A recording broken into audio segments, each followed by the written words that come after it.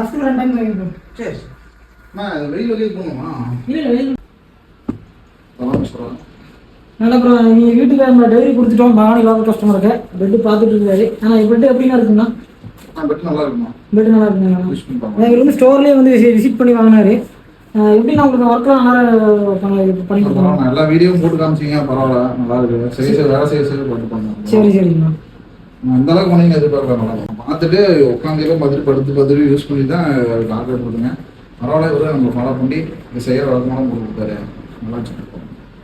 சரி, நான் யூஸ் பண்ணுறேன்.